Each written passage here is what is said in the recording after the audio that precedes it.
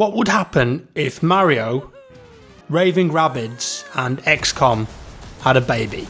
Well, it sounds like some kind of video game monstrosity and something that you would never expect to happen. But it did. At E3 this year, Ubisoft and Nintendo announced a new game called Mario and Rabbids Kingdom Battle. Now this game has got it all. There's giant rubber ducks wearing studded neckbands. Quite frankly, looks like it belongs in a sex dungeon. There's this thing. It's Rabbid Princess Peach, I think. And it took about 20 selfies of itself whilst I was playing through the demo. Even get this, when you beat the boss of the level, it wraps the corpse of it around its shoulders to pose for a selfie with it. Is it even a her? I don't really know, but that's messed up either way. And then when the thing isn't dead, it comes back to life, throws her into the air, boom, cheeky mid-air selfie. Selfie game is on point. This thing even has an Instagram account. I'm not joking, you can look it up. So I went hands-on with this game at E3 and captured the footage that you're seeing here. It's running on the Nintendo Switch, of course, interestingly on the Snowdrop engine, and that's the same one that they used to make The Division. You wouldn't expect that, would you? As it looks completely different here, but still very pretty and colourful nonetheless. And I have to be honest with you, I don't know exactly what's going on here, why there are Rabbids in the Mario Kingdom, why some of them are good, some of them are bad, why this one's got a Mohican, why there's a blue Roomba vacuum cleaner with rabbit ears following me around. At this point, I don't even care, and I don't think it really matters. I'm just too afraid to ask. The core gameplay here is split up into a couple of different sections. First, you've got the free roam section where you go around with your team collecting coins, doing some simple puzzles and mazes, bumping into random stuff. And then you've got the main part of the game, which is the battle arenas that you run into, and this is turn-based tactical combat. Now if you've played any of the XCOM games,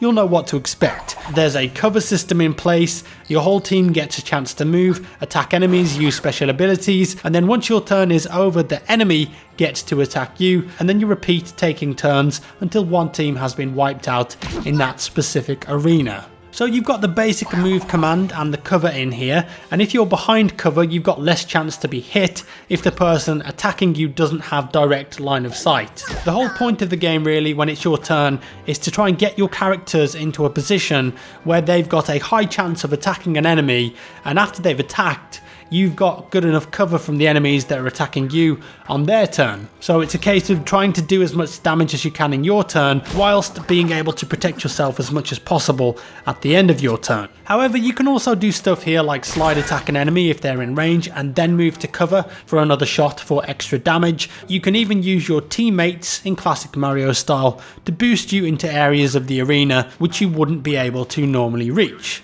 And of course, with it being a Mario game, there's pipes and you can use those to traverse around the level in all sorts of creative ways. Now, as well as this, the characters have special abilities which are on cooldowns, so we've got stuff like group healing if they're in range, resistance to special attacks, and Mario in this demo essentially has Overwatch from XCOM, so if the enemy is moving near him on their turn, there's a chance that Mario will get in a cheeky attack.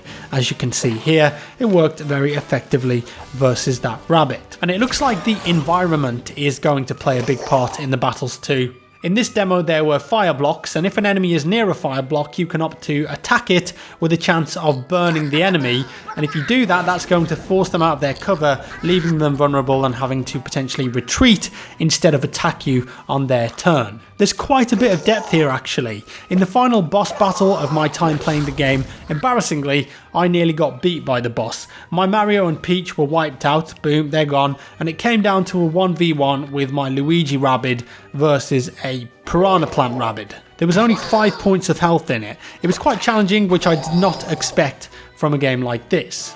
I think what's cool about this game though is that there aren't that many XCOM type games on console, especially those that do it well. And if you've played any of the XCOM games on PC, you'll know that they can get incredibly addictive and you can just sink hours upon hours into them, building your team up, customizing your weapons and abilities. Will this game have that level of depth and longevity? Well, I think that remains to be seen at the moment. You could have multiple weapons and customize them though, but I didn't check if you could customize your team. I'm going to assume that you can, and this was just a taste of what's to come. Overall, you know what, I enjoyed it. No one asked for a Mario Rabbids XCOM baby, but now it's here, it's weird, it's family friendly, and I think that a lot of people will find it entertaining and fun to play.